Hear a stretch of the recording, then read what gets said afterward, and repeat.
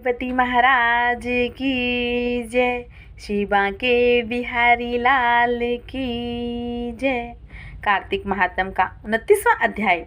राजा पृथु ने कहा, हे नारद जी, आपसे कल्हा ने जिस प्रकार मुक्ति पाई यह सारी कथा हमको सुनाई है, मैंने भली प्रकार से सुनी है। हे देव ऋषि, यह काम उन दो नदियों के प्रभाव से हुआ था। कृपा करके मुझे यह बताने की कृपा कीजिए। कृष्णा नदी साक्षात भगवान श्री कृष्णचंद्र जी आज का शरीर और वेणी नामक नदी भगवान शंकर का शरीर है। इन दोनों नदियों के संगम का महात्म श्री ब्रह्मा जी भी वर्णन करने में असमर्थ हैं। फिर भी चूंकि आपने पूछा है, अतः मैं आपको इनकी उत्पत्ति का वृत्तांत सुनाऊंगा। ध्यान से सुनो।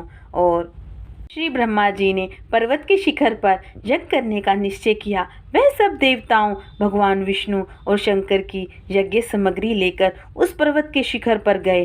तब महर्षि भृगु आदि ऋषियों ने ब्रह्म मुहूर्त में उन्हें दीक्षा देने का विचार किया और इसके बाद उन्होंने श्री ब्रह्मा जी की पत्नी तवरा को बुलाकर भेजा और वह बड़ी असह्यता से आ रही थी। और इस बीच में भृगु जी ने विष्णु जी से पूछा, हे प्रभु, आपने तवरा को शीघ्रता से बुलाया है, वह क्यों नहीं आई? ब्रह्म मुहूर्त टल गया।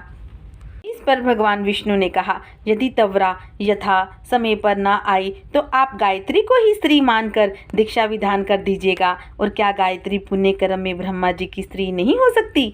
नारद जी बोले, भगवान शंकर ने भी विष्णु जी की बात का समर्थन किया। यह बात सुनकर भृगु जी ने गायत्री जी श्री ब्रह्मा जी की दाईं ओर बिठाकर दीक्षा विधान आरंभ कर दिया। और ऋषि मंडल गायत्री को दीक्षा दे ही रहा था कि इतने में तवरा भी यज्ञ मंडप में आ पहुंची। श्री ब्रह्मा जी के पास में गायत्री को देखकर ईर्ष्या से क्रोधित होकर तवरा ने कहा, जहाँ अपूज्यों की पूजा होती है और पूज्यों की अप्रतिष्ठा होती है, वहाँ पर मृत्यु भय तीनों अश्वमेघ हुए करते हैं। और यह गायत्री की ब्रह्मा जी की दाईं ओर तथा मेरे स्थान पर बैठी है। यह अदृश्य बहने वाली नदी होगी। और आप लोगों ने अविचार से इसे जो मेरा स्थान पर बिठाया है, अतः आप भी सबके सब जड़ रूप नदियाँ होंगे। नारद जी ने राजा पृथु से कहा, राजन, इस तरह तवरा के श्राप को सुनकर गायत्री मारे क्रोध के लाल भभूका होकर अपने होठ काटने लगी। देवताओं के मना करने पर भी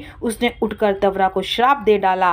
गायत्री ने कहा, ब्रह्मा जी जैसे तुम्हारे पति हैं वैसे मेरे पति हैं, तुमने व्यर्थ ही श्राप दिया है, अतः तुम भी नदी हो जाओ। नारद जी ने कहा, तब तो देवताओं में भी खलबली मच गई। वह तवरा को दंडवत करके कहने लगे, हे देवी, तूने जो ब्रह्मा आदि सब देवताओं को श्राप दिया है, इससे यदि हम सब जड़ रूप नदियां हो जाएंगे तो फिर निश्चय ही यह तीनों लोक ना हो जाएंगे। और क्योंकि यह श्राप तुमने बिना विचार किए तुम इसे वापस ले लो। तवरा ने कहा, हे देवतागण, आपने यज्ञ के आरंभ में गणेश पूजन नहीं किया है, इसीलिए यह विघ्न उपस्थित हुआ है। मेरा यह शाप कभी खाली नहीं हो सकता, इसीलिए आप सब अपने अंगों से जड़ीभूत होकर अश्वमेघ नदियाँ बनोगे और हम दोनों सोते भी अपने अपने अंशों से पश्चिम से बहने वाली नदियाँ होंगी। और नारद जी ने राजा पृथु से कहा, तवरा के यह वचन सुनकर सभी देवता विष्णु शंकर आदि सब अपने अपने अंशों से